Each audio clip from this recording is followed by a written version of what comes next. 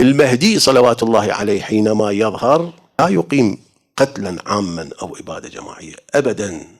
رواية يرويها أبو سعيد الخدري عن النبي صلى الله عليه وآله، مضمون هذه الرواية متضافر بطرق الفريقين، متضافر، مو رواية واحدة، روايات كثيرة، لكن هذه الرواية هسه من طرق العامة أنا أقولها.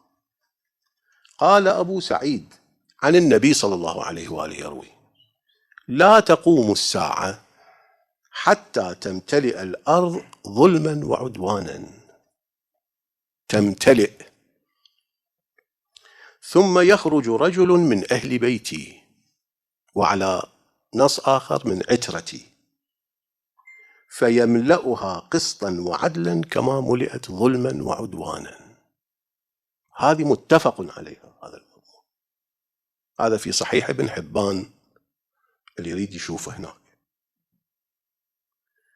المراد بظهوره على الدين كله ليست الإبادة بالقتل، اللي يتصور هذا مفهومه خاطئ. رسول الله ما أباد أعداءه ومخالفيه إلا من رفع السيف بوجهه فقط، وما أجبر الناس على الدخول في الإسلام، وإنما هم شاهدوا أن عدالة الإسلام تضمن لهم حقوقهم أكثر من المبادئ اللي هم يعتقدون بها، فدخلوا في دين الله أفواجا. المهدي صلوات الله عليه حينما يظهر لا يقيم قتلا عاما أو إبادة جماعية أبدا، وعلى هذا شواهد عديدة، منها قوله عز وجل في اليهود وفي النصارى، يقول عز وجل: وألقينا بينهم العداوة والبغضاء إلى يوم القيامة. يعني في زمان المهدي أكو يهود وأكو نصارى، لا يجبرهم المهدي على التخلي من أديانهم، يعرض لهم الحجج، من آمن آمن ومن لم يؤمن لم يؤمن، من يشهر السلاح بوجهه يقاتله فقط، لأن الأدلة تقول يحكم بسيرة جده، يمضي بسيرة جده رسول الله صلى الله عليه وآله، وسياسة النبي هكذا كانت، لا يقتل الأعداء أبدا، يقتل من يحاربه فقط.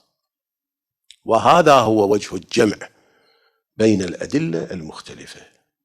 فهذه الآية الشريفة هم تقول بأن اليهودية والنصرانية تبقى إلى زمان المهدي، بل إلى يوم القيامة باقين، ولكنهم لا قدرة لهم في زمان المهدي. الوراثة في السلطة للمهدي ولأتباع المهدي، هم يعيشون مع سائر الناس ما داموا لم يحاربوه. الدلالة الثانية أن المهدي صلوات الله عليه لا يفرض الدين على أحد أبدا، وليس من منهج الإسلام فرض الدين على أحد. الإسلام ينتشر بالعلم، ينتشر بالقناعة. الفرض أبدا لا يؤدي إلى نتيجة، أسلوب خاطئ الفرض. الإسلام المزيف أخذ بأسلوب الفرض، يفرض الدين على الناس، وإذا ما قبلوا سباهم وأسرهم وأخذ ذراريهم وفعل بهم الشنايع. الإسلام الحقيقي، دين الحق اللي رسول الله أرسل به، ما فيه هذه المنهجية أبدا، لا يقتل مخالفيه ولا يفرض عليهم دينه أبدا، يعرض لهم الحجج، من آمن فليؤمن ومن كفر فليكفر، ولكن لا يحارب. من يشهر السلاح يقاتل، وهذا مبدأ عام في كل العالم موجود. من مجموع الآيات والروايات يتضح أن مستقبل الأيام إلى دين الحق،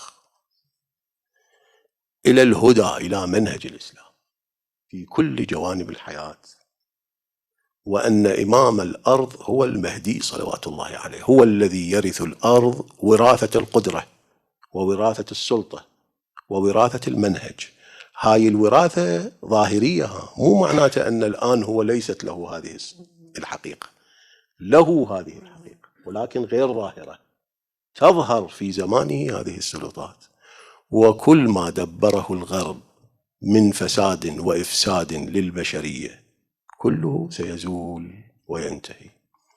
فالعقل والمنطق والحكمة تقتضي من حضارة الغرب أن تؤمن بقضية المهدي وتذعن لها وتسايرها وتعد نفسها إليه. لهذا الكلام هم أكو تتمة إن شاء الله غدا نكمله. نسأل الله تبارك وتعالى أن ينور عقولنا وقلوبنا بمعرفته ومعرفة أوليائه والطاعة لهم والبراء من أعدائهم ببركة الصلاة على محمد وآله الطيبين الطاهرين.